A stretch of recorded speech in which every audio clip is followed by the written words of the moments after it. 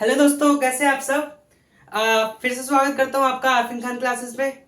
तो हमने अपने पिछले वीडियोस में अपने एक चैप्टर को स्टार्ट कर रखा था जिसका नाम था non corporate entities. Non corporate entities में हमने लास्ट वीडियो में सोल प्रोप्राइटरशिप को कवर किया था। और आज हम अपना ये चैप्टर के ये हमारे चैप्टर का सेकंड वीडियो होने वाली है। और इस चैप्टर में आज हम बात करने वाले हैं HUF की, यानी कि हिंदू अनडिवाइडेड फैमिली की। यानी कि अभी हम इस चैप्टर में क्या पढ़ रहे हैं, हम पढ़ रहे हैं नॉन कॉर्पोरेट एंटिटीज के बारे में। नॉन कॉर्पोरेट एंटिटीज का मतलब होता है कि जो अदर देन बॉडी कॉर्पोरेट है, जैसे कि पार्टनरशिप हो गया, HUF हो गया, सोसाइटीज हो गई, ट्रस्ट हो गया, वगैरह वगैरह। यानी कि इस चैप्टर में हम इन चीजों के बारे में पढ़ेंगे। तो अभी जो हमने अपने लास्ट वीडियो में, यानी कि अभी तक इस चैप्टर की सिर्फ एक ही वीडियो आई है जिसमें हमने अपने वो सोल प्रोप्राइटरशिप के बारे में पढ़ा है। और ये इस चैप्टर की दूसरी वीडियो होने वाली है। और नेक्स्ट वीडियो में मतलब इस वाली वीडियो में आज हम पढ़ने वाले हैं किसके बारे में, HUF के बारे में। तो चलिए शुरू करते हैं। हमारे चैप्टर का क्या नाम है, हमारे चैप्टर का नाम है नॉन कॉर्पोरेट एंटिटीज। क्या नाम है? नॉन कॉर्पोरेट एंटिटीज, जो अदर देन बॉडी कॉर्पोरेट, जो अदर देन बॉडी कॉर्पोरेट होती है, यानी कि फॉर्म ऑफ बिजनेस में अदर देन बॉडी कॉर्पोरेट होती है, उसी को क्या बोलते हैं, नॉन कॉर्पोरेट एंटिटीज। इसमें क्या क्या आता है, जैसे पार्टनरशिप, HUF, ट्रस्ट, सोसाइटीज वगैरह वगैरह, एक्सेट्रा एक्सेट्रा। ठीक है। तो आज जो हमारा टॉपिक होने वाला है, आज हम पढ़ने वाले हैं किसके बारे में, HUF के बारे में। किसके बारे में? HUF की फुल फॉर्म क्या होती है?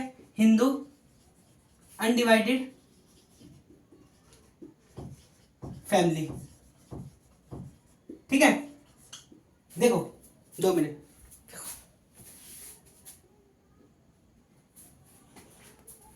ठीक है। तो हम किसके बारे में पढ़ रहे हैं? HUF के बारे में। HUF की फुल फॉर्म मैंने क्या बताई? Hindu undivided family. अब HUF होता क्या है? HUF क्या है? HUF एक फॉर्म ऑफ बिजनेस है जो कि हिंदू फैमिलीज के द्वारा किया जाता है। किसके द्वारा? फैमिलीज के द्वारा किया जाता है, जॉइंट फैमिलीज के द्वारा किया जाता है। ये जो हिंदू अनडिवाइडेड फैमिली होती है, इन ये क्या होता है, ये सारे फैमिली मेंबर्स वाले मिलकर बिजनेस करते हैं।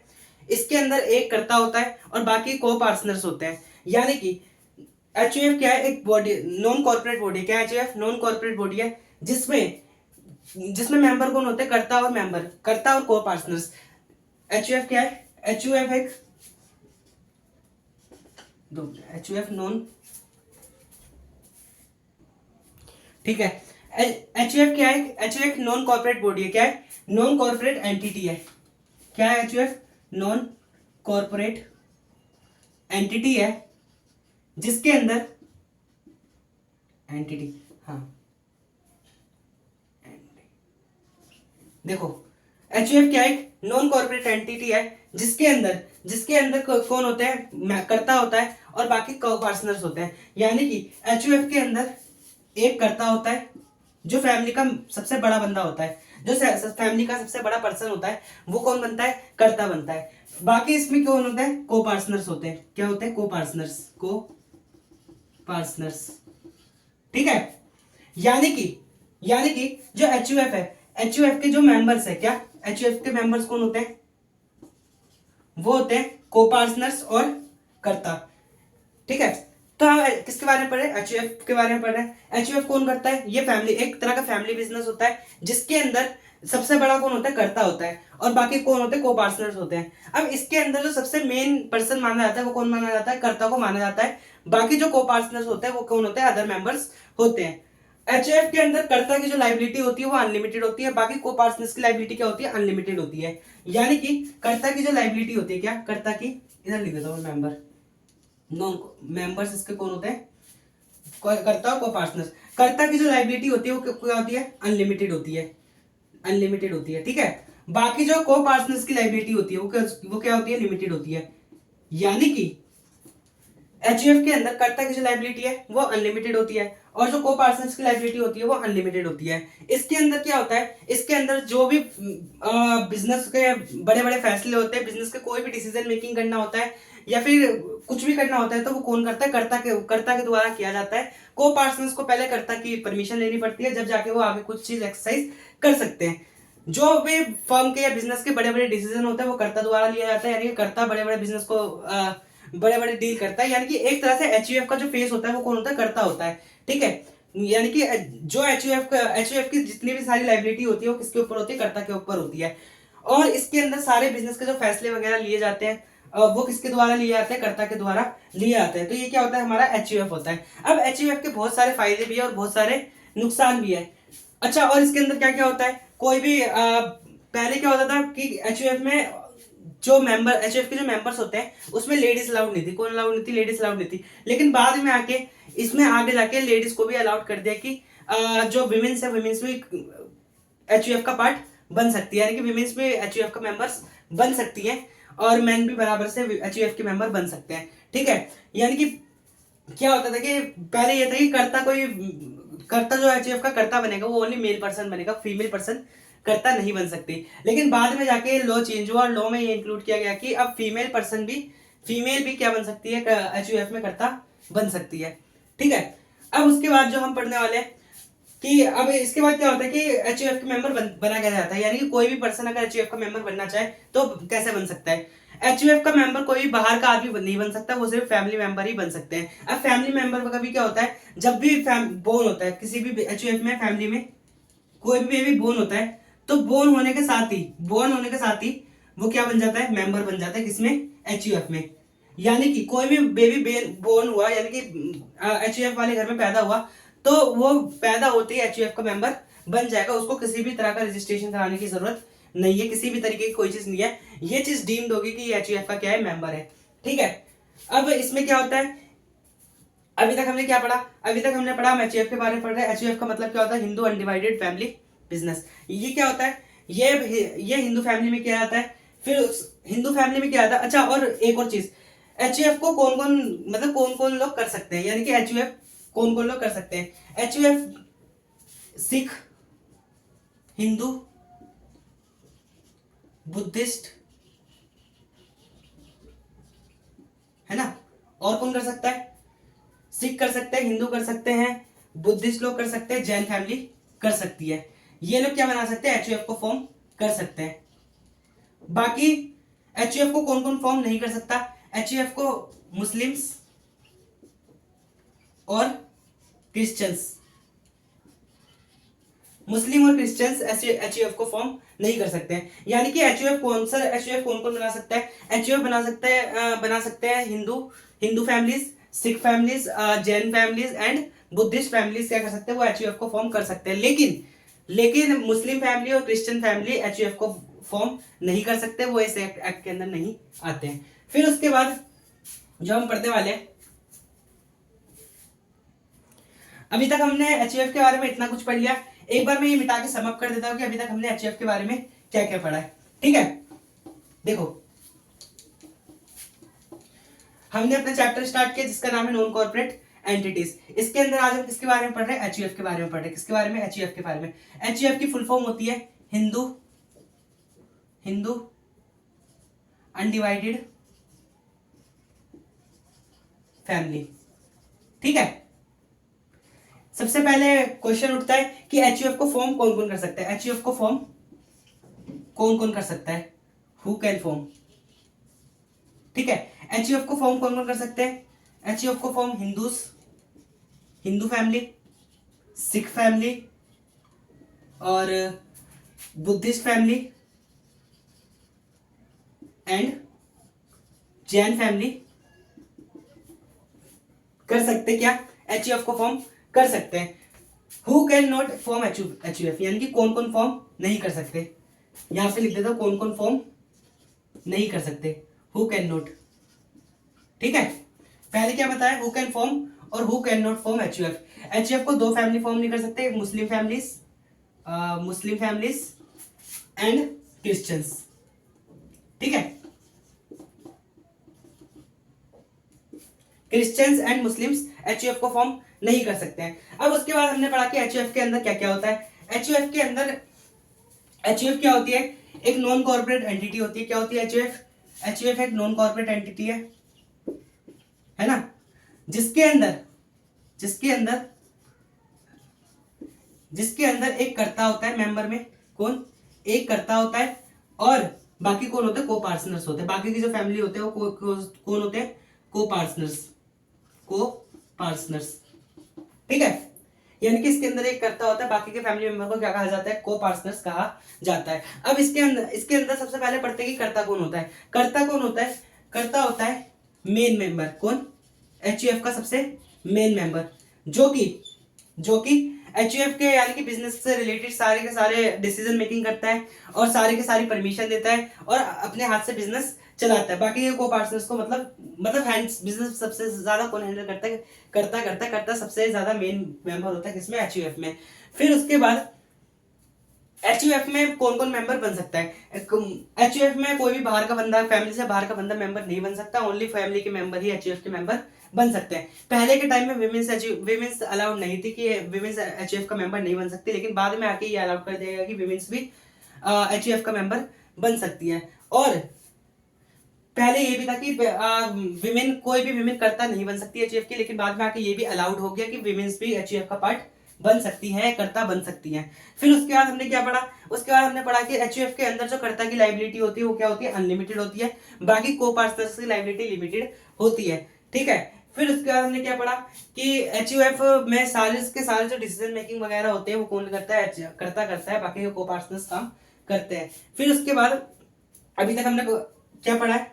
हिंदू, ये था हमारा क्या, हिंदू अनडिवाइडेड फैमिली बिजनेस। अब जो हम इसके पढ़ने वाले हैं, अब हम इसके फीचर्स, एडवांटेज एंड डिसएडवांटेजेस पढ़ेंगे। ठीक है।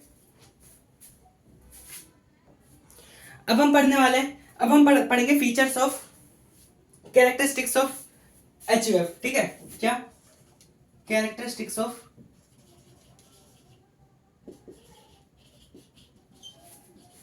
एचयूएफ, यानी कि एचयूएफ के कैरेक्टरिस्टिक्स क्या क्या है। सबसे पहला कैरेक्टरिस्टिक है इसका मैनेजमेंट। क्या? मैनेजमेंट। एचयूएफ का जो भी मैनेजमेंट है, मैनेजमेंट किसके द्वारा किया जाता है? कंट्रोल एंड ओन बाय करता है, यानी कि एचयूएफ को जो कंट्रोल करता है कौन करता है? कर्ता के द्वारा किया जाता है। ठीक है। तो हम क्या पढ़ रहे हैं? Characteristics of HUF. इसके अंदर सबसे पहला क्या है? मैनेजमेंट। मैनेजमेंट किया जाता है, एचयूएफ का जो मैनेजर होता है या फिर एचयूएफ को किसके द्वारा मैनेज किया जाता है? कर्ता के द्वारा मैनेज किया जाता है। किसके द्वारा किया जाता है? कर्ता के द्वारा मैनेज किया जाता है। इसमें जो भी कर्ता का आखिरी फैसला होता है उसी को आखिरी फैसला माना जाता है। कर्ता ने अगर बोल दिया कि तुम्हें ये करना है तो उनको वही काम करना पड़ेगा, कोई भी कर्ता के अपोजिट नहीं जा सकता। ठीक है। कर्ता का ही इसमें डिसीजन, आखिरी डिसीजन होता है और पूरे बिजनेस का मैनेजमेंट किसके हाथ में होता है? इसमें कर्ता के हाथ में होता है। दूसरा इसका कैरेक्टरिस्टिक है मेंबरशिप बाय बर्थ। जैसा कि मैंने पहले भी बताया कि एचयूएफ का मेंबर बनने के लिए कोई भी रजिस्ट्रेशन कराने की जरूरत नहीं है।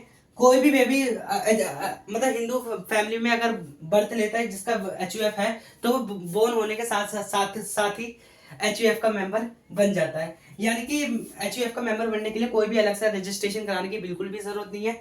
आप पैदा हुए हिंदू मतलब एचयूएफ फैमिली में, तो आप पैदा होते ही उसके मेंबर बन गए हो। फिर उसके बाद जो अगला पॉइंट है लाइबिलिटी। क्या? लाइबिलिटी। मैंने बताया था लाइबिलिटी में इसमें क्या है? कर्ता की लाइबिलिटी अनलिमिटेड होती है और बाकी जितने भी को पार्टनर्स है उनकी लाइबिलिटी क्या होती है? कर्ता की लाइबिलिटी अनलिमिटेड होती है, बाकी जितने भी को पार्टनर्स है उनकी लाइबिलिटी क्या होती है? लिमिटेड होती है। फिर उसके बाद परमानेंट एग्जिस्टेंस। क्या? चौथा है परमानेंट एग्जिस्टेंस, यानी कि एचयूएफ ऐसे वैसे खत्म नहीं हो सकती, इसकी एग्जिस्टेंस हमेशा परमानेंट रहती है। क्योंकि जो हर सीजन बोल रहा हूँ, 2 मिनट, यानी कि जो एचयूएफ है उसकी क्या होती है? परमानेंट एग्जिस्टेंस होती है। किसी भी एक फैमिली मेंबर के इनकेपेबल होने के बाद भी बिजनेस नहीं रुकता है, क्योंकि इसको पूरी फैमिली मिलकर चलाती है। तो ये जो एचयूएफ का बिजनेस है वो कभी भी रुकता नहीं है, ये हमेशा परमानेंट चलता रहता है, क्योंकि इसको अपने ही फैमिली के द्वारा क्या किया जाता है? रन किया जाता है, चलाया जाता है। और अगर इन द केस की किसी भी एक या 2 फैमिली मेंबर को कोई भी मतलब बीमारी हो जाए या फिर वो इनकैपेबल हो जाए बिजनेस को करने के लिए, तब भी बिजनेस नहीं रुकता है, बिजनेस हमेशा चलता रहता है। फिर उसके बाद हमारा अगला है इम्प्लाइड अथॉरिटी ऑफ कर्ता। क्या? इम्प्लाइड अथॉरिटी ऑफ कर्ता, यानी कि इसमें कर्ता की जो अथॉरिटी होती है वो इम्प्लाइड होती है, किसी को भी बताने की जरूरत नहीं है। ये हमेशा मान लिया जाता है कि इसका जो सबसे सीनियर मोस्ट मेंबर है उसी की चलेगी, और वो कौन है? वो है कर्ता। ठीक है। फिर उसके बाद अगला है minor is also a partner.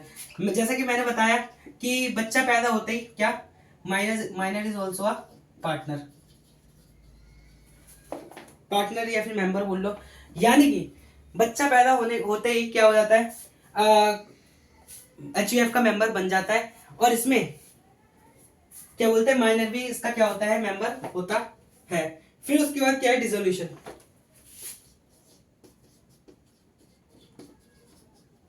कोई भी एक अकेला को पार्टनर HUF को डिसॉल्व नहीं कर सकता है। अगर HUF को डिसॉल्व करना है तो सबकी सहमति चाहिए और कर्ता की भी सहमति चाहिए, यानी कि एक अकेला मेंबर कभी भी HUF को क्या कर डिसॉल्व नहीं कर सकता है। HUF मेंबर आएंगे रहेंगे लेकिन HUF हमेशा चलती रहेगी। HUF को अगर डिसॉल्व करना है तो इसमें सबकी सहमति चाहिए, कोई भी एक अकेला पर्सन HUF को क्या डिसॉल्व नहीं कर सकता है। ठीक है, तो ये क्या था हमारा कैरेक्टरिस्टिक्स ऑफ HUF। HUF के कैरेक्टरिस्टिक्स में हमने सबसे पहले कैरेक्टरिस्टिक पढ़ा मैनेजमेंट। मैनेजमेंट किसके द्वारा किया जाता है, senior most member. Senior most member कौन होता है, HUF का कर्ता होता है। कर्ता का ही डिसीजन आखिरी डिसीजन माना जाता है। फिर उसके बाद हमने पढ़ा मेंबरशिप बाय बर्थ, यानी कि बच्चा पैदा होने के साथ ही HUF का मेंबर बन जाता है। इसमें किसी भी तरीके की उसको रजिस्ट्रेशन कराने की जरूरत नहीं पड़ती है। फिर उसके बाद हमारा अगला है लाइबिलिटी। लाइबिलिटी में हमने पढ़ा कि कर्ता की जो लाइबिलिटी होती है, क्या कर्ता की जो लाइबिलिटी होती है वो अनलिमिटेड होती है, और जो बाकी को पार्टनर्स की जो लाइबिलिटी होती है वो अनलिमिटेड होती है। फिर परमानेंट एग्जिस्टेंस, यानी कि किसी भी एक या दो पर्सन के जाने से HUF नहीं रुकती है, इनकेपेबल होने से HUF नहीं रुकती है, HUF हमेशा चलती रहती है। फिर उसके बाद हमारा अगला इम्प्लाइड अथॉरिटी ऑफ कर्ता, यानी कर्ता की जो अथॉरिटी होती है क्या होती है, इम्प्लाइड होती है, यानी कि ये मान लिया जाता है कि इसमें जो सीनियर मोस्ट मेंबर है उसी की मैनेजमेंट चलेगी, बाकी किसी की मैनेजमेंट नहीं चलेगी, और जो कर्ता का ही डिसीजन है वो आखिरी डिसीजन माना जाएगा। ये उसकी क्या होती है, इम्प्लाइड अथॉरिटी होती है। Minor is also a partner, जैसे कि मैंने बताया बच्चा पैदा होते ही HUF का मेंबर बन जाता है, तो ऑब्वियस सी बात है इसमें माइनर भी पार्टनर होते हैं किसके, HUF के। फिर उसके बाद डिसोल्यूशन, कोई भी एक अकेला पर्सन अकेला HUF को डिसॉल्व नहीं कर सकता है। HUF को डिसॉल्व करने के लिए सबकी आपसी सहमति चाहिए, जब जाके HUF डिसॉल्व होगी। तो ये क्या था हमारा कैरेक्टरिस्टिक्स ऑफ HUF। अब जो हम पढ़ेंगे एडवांटेज और डिसएडवांटेज पढ़ेंगे, ठीक है। अब जो हम पढ़ने वाले हैं, अब हम पढ़ने वाले क्या, बेनिफिट्स ऑफ HUF, यानी कि HUF के क्या क्या बेनिफिट्स है, एडवांटेज है, ठीक है। तो अब जो हम पढ़ने वाले हैं, अब हम पढ़ने वाले benefits of HUF। Benefits of HUF, देखो सबसे पहला बेनिफिट है इजी टू स्टार्ट। क्या, इजी टू स्टार्ट, यानी कि HUF को स्टार्ट करना बहुत ही आसान है। फिर उसके बाद हमारा जो अगला है, अगला बेनिफिट है एफिशिएंट मैनेजमेंट एंड कंट्रोल। क्या, एफिशिएंट मैनेजमेंट एंड कंट्रोल, क्योंकि इसमें कर्ता की इम्प्लाइड अथॉरिटी होती है। क्या, एफिशिएंट मैनेजमेंट एंड कंट्रोल, क्योंकि इसमें कर्ता की क्या होती है, इम्प्लाइड अथॉरिटी होती है, कर्ता ही इसका मैनेजर होता है, और सारे डिसीजन एक ही पर्सन द्वारा किए जाते हैं, तो इसमें डिस्प्यूट होने के चांसेस बहुत ही कम होते हैं। तो इसका क्या, इससे क्या होता है कि इससे सारे डिसीजन क्या होते हैं, एफिशिएंट होते हैं और इफेक्टिवली आ जाते हैं, डिसीजन मेकिंग में ज्यादा टाइम नहीं लगता है। और इससे क्योंकि जो डिसीजन है वो सिर्फ एक मेंबर द्वारा लिया जाता है, तो वो सबसे ज्यादा ऑब्वियस सी बात है वो सही डिसीजन तो नहीं, लेकिन एक्यूरेट डिसीजन होगा, क्योंकि वो सबसे सीनियर मोस्ट मेंबर होते हैं और सबसे ज्यादा सीनियर होते हैं, जिन्हें सबसे ज्यादा एक्सपीरियंस होता है। तो वो क्या करते हैं कि वो कभी भी खराब डिसीजन नहीं ले सकते। इसीलिए जो इसका एडवांटेज में गिना जाता है कि एफिशिएंट मैनेजमेंट एंड कंट्रोल, क्योंकि एक पर्सन सबको कंट्रोल कर रहा है तो वो अच्छे से कंट्रोल करेगा, इसमें सिर्फ एक पर्सन की चलती है, इसीलिए इसे बोलते हैं एफिशिएंट मैनेजमेंट एंड कंट्रोल। फिर उसके बाद जो हमारा अगला है सीक्रेसी, क्योंकि ये फैमिली बिजनेस है, बाहर की इंफॉर्मेशन, अंदर की इंफॉर्मेशन बाहर जाना बिल्कुल ही मुश्किल है, तो इसमें क्या होता है कि सीक्रेसी मेंटेन रहती है। फिर उसके बाद हमारा अगला एडवांटेज है इकोनॉमी।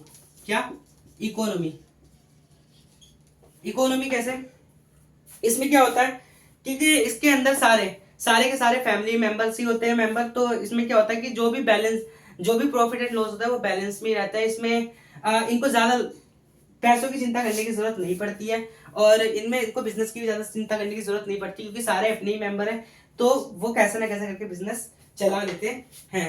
इसमें क्या लिखा हुआ है, for the success of any business economy is must, it will balance maintain in join Hindu family business, the karta family spend money with a great question and economy. जो HUF होता है वो हिसाब से मनी को खर्चा करता है, क्योंकि उन्हें ज्यादा सोचने की जरूरत नहीं पड़ती, क्योंकि सारे अपने ही मेंबर होते हैं, इसलिए ये क्या होता है, इकोनॉमी होती है। फिर उसके बाद हमारा अगला है, नेक्स्ट बेनिफिट है क्रेडिट फैसिलिटीज। क्या, क्रेडिट फैसिलिटीज, इस HUF को क्रेडिट फैसिलिटीज भी मिल जाता है आसानी से, क्योंकि ये एक फैमिली बिजनेस होता है, जहां पे फैमिली बिजनेस दिखता है उधर क्या होता है, सबसे ज्यादा विश्वास होता है। क्या होता है, सबसे ज्यादा विश्वास एंड फेथ होता है।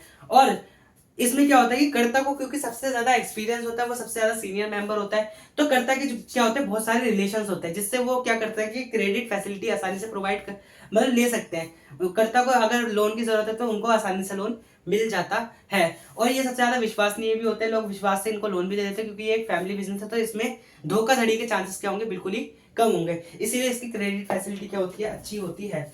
एक्सपेंडेड लॉयल्टी एंड कॉर्पोरेशन, क्या एक्सपेंडेड लॉयल्टी,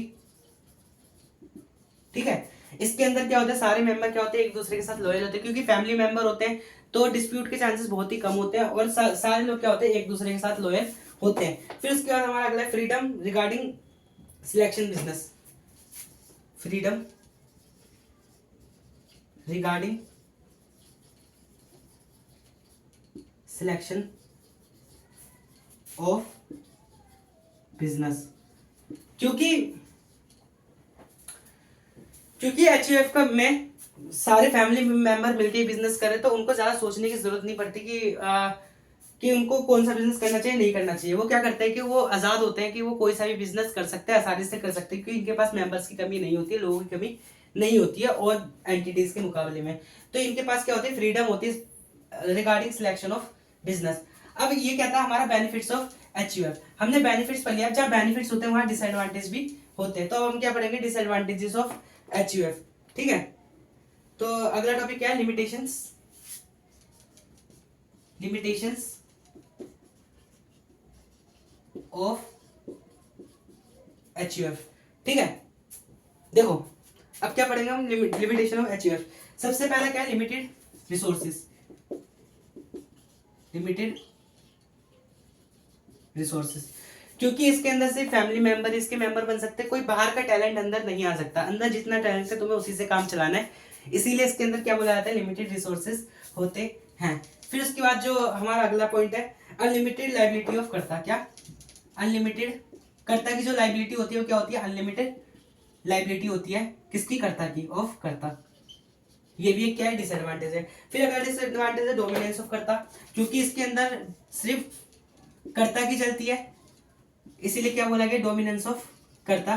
क्योंकि इसके अंदर सिर्फ एक ही मेंबर की चलती है, बाकी लोगों की नहीं चलती, बाकी लोगों के डिसीजन की कोई वैल्यू नहीं होती, सिर्फ कर्ता के डिसीजन की वैल्यू होती है, इसलिए इसमें बोला गया है, ये भी एक डिसएडवांटेज में काउंट होता है। फिर उसके बाद हमारा अगला है limited managerial skills. Limited managerial skills, क्योंकि इसके अंदर सिर्फ कर्ता ही बिजनेस चलाता है, ओ कर्ता ही सीनियर मोस्ट मेंबर होता है, और इसके अंदर क्या होता है कि सिर्फ फैमिली मेंबर होते हैं, बाहर के लोग अलाउड नहीं होते, इसलिए इसके जो मैनेजरियल स्किल्स है वो ज्यादा काम नहीं आ पाते, क्योंकि बाहर का टैलेंट अंदर आ ही नहीं पाता, सिर्फ अंदर के लोगों से ही काम चलाना पड़ता है। फिर उसके बाद जो हमारा अगला है, नेक्स्ट है मिस यूज ऑफ पावर। क्या कभी कभी जो करता होता है वो अपने पावर का मिसयूज भी कर लेते हैं, तो ये भी एक तरह का डिसएडवांटेज में गिना जाएगा, मिसयूज ऑफ पावर। और लिमिटेड मेंबरशिप, क्या लिमिटेड मेंबरशिप, ठीक है। लिमिटेड मेंबरशिप इसलिए क्योंकि सिर्फ फैमिली मेंबर वाले बिजनेस के मेंबर बन सकते, कोई बाहर वाला बंदा बिजनेस का मेंबर नहीं बन सकता, इसलिए जो इसकी मेंबरशिप होती है वो लिमिटेड होती है। अभी हम क्या पढ़ रहे हैं, हम पढ़ रहे हैं लिमिटेशंस ऑफ एचयूएफ। सबसे पहले लिमिटेड रिसोर्सेज। लिमिटेड रिसोर्सेज इसलिए क्योंकि इसमें सारे फैमिली के ही बंदे होते हैं, बाहर का कोई बंदा आ नहीं पाता, तो इसलिए इनके रिसोर्सेज भी क्या होते हैं, लिमिटेड होते हैं। फिर अगला अनलिमिटेड लाइबिलिटी ऑफ कर्ता। फिर डोमिनेंस ऑफ कर्ता, क्योंकि कर्ता ही सीनियर मोस्ट मेंबर होता है, वही मैनेज करता है किसको, एचयूएफ को, इसीलिए क्या कहा गया कि इसमें किसकी डोमिनेंस होती है, कर्ता की डोमिनेंस होती है। लिमिटेड मैनेजरियल स्किल्स, क्योंकि बाहर का टैलेंट अंदर आ नहीं पाता, सिर्फ अंदर के ही लोग होते हैं, तो जितने रिसोर्सेज उसी से उनको काम चलाना पड़ता है। मिस यूज ऑफ पावर, यानी कि कर्ता कभी कभी क्या करता है, अपने पावर का मिसयूज करने के भी चांसेस रहते हैं। फिर उसके बाद क्या है, लिमिटेड मेंबरशिप, यानी कि इसके अंदर की जो मेंबरशिप होती है वो सिर्फ फैमिली वाले इसके मेंबर बन सकते हैं, इसीलिए इसकी मेंबरशिप क्या होती है, लिमिटेड होती है। तो ठीक है, यही था हमारा आज की वीडियो के लिए। आज हमने क्या पढ़ा, एचयूएफ के बारे में पढ़ा। मिलते हैं आपसे अगली वीडियो में, तब तक के लिए बाय बाय।